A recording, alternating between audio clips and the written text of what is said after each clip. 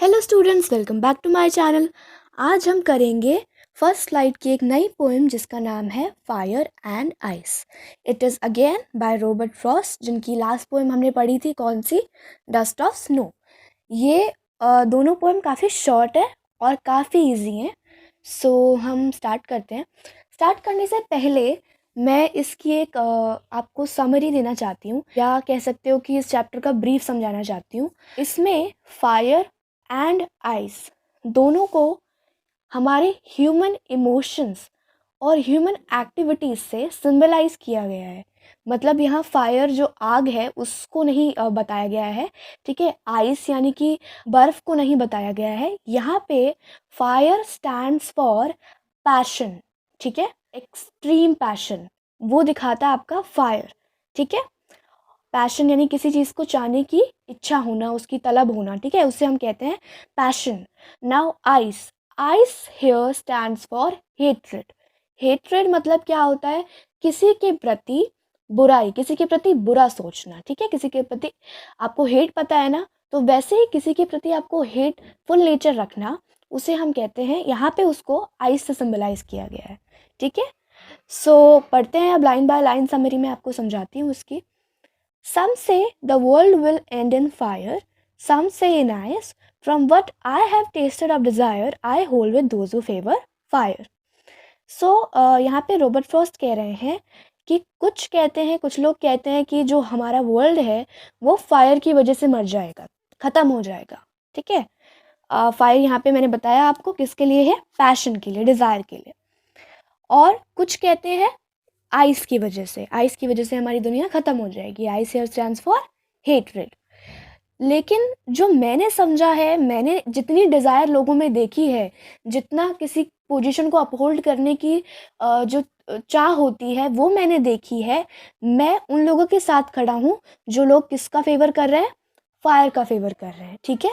उनके हिसाब से फायर लोगों में बहुत ज़्यादा है और इस वजह से दुनिया ख़त्म हो सकती है। अब आप सोचोगे कि इतना क्या डिज़ायर है, इतना क्या पैशन है, तो उसका मैं आपको एक एग्जांपल दे देती हूँ। जैसे कि वर्ल्ड वॉर्स होती हैं, कि कोई भी वॉर्स होती है, ठीक है, लड़ाई भी होती है, कितनी भी लड़ाई होती है, वो किस लिए होती है, एक पोजीशन को अपहोल्ड करने के लिए। यानी कि एक कंट्री दूसरे कंट्री के साथ लड़ रही है ताकि उस कंट्री को हरा के हम उस कंट्री पे भी रूल करें, अपने तो करें ही और उस कंट्री पे भी रूल करें।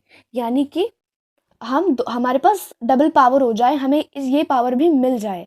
सो पावर की चाह, इससे क्या होगा, ऑब्वियसली अगर वो लड़ेंगे तो जो इंसान हैं दूसरे कंट्री के, जिनको वो लड़ा रहे, जिनको वो हराएंगे, वो ऑब्वियसली मरेंगे, तभी तो उस कंट्री पे राज कर पाएंगे, है ना।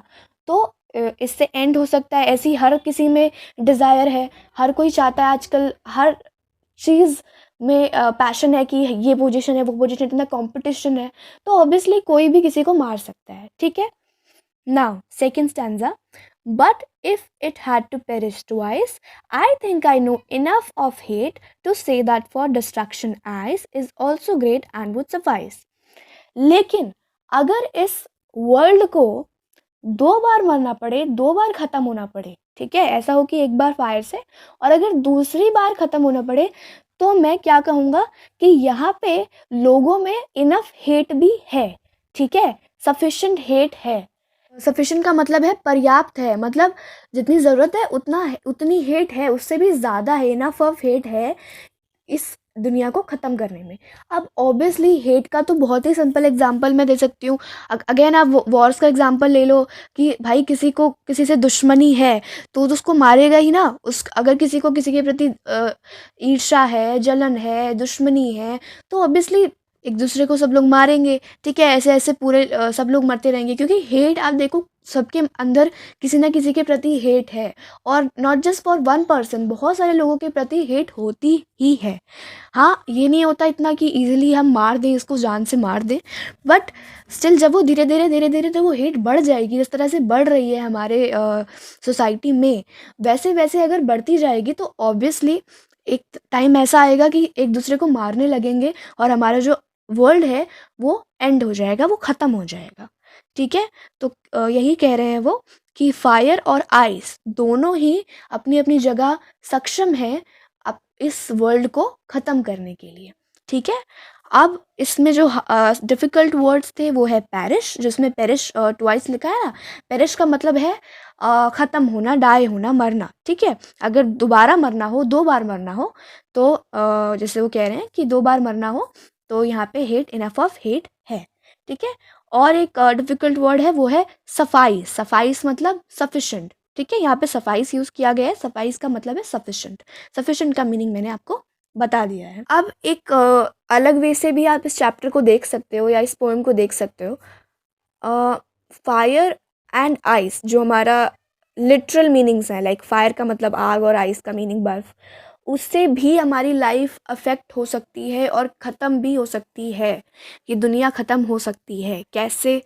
फायर मतलब आग, ग्लोबल वार्मिंग, अगर ग्लोबल वार्मिंग जैसे बढ़ेगी वैसे वैसे हो सकता है कि ये दुनिया क्या हो जाए, ख़त्म हो जाए। एक हमारी जो अर्थ है वो एक्सप्लोड हो जाए और सारी दुनिया हमारी ख़त्म हो जाए, ये भी हो सकता है। और आइस का भी हम लिटरली देख सकते हैं कि ग्लेशियर्स हैं, आइस के ग्लेशियर्स हैं, वो मेल्ट होंगे तो बहुत ज़्यादा अमाउंट में होंगे तो फ्लड आने के चांसेस हैं और फ्लड से सब चीज़ बह जाएगी, ठीक है। तो उसको भी हम कह सकते हैं।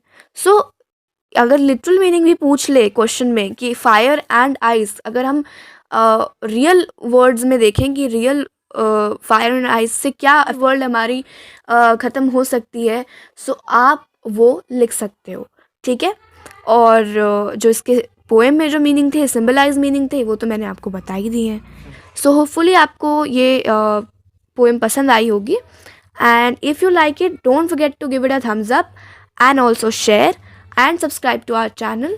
Thank you.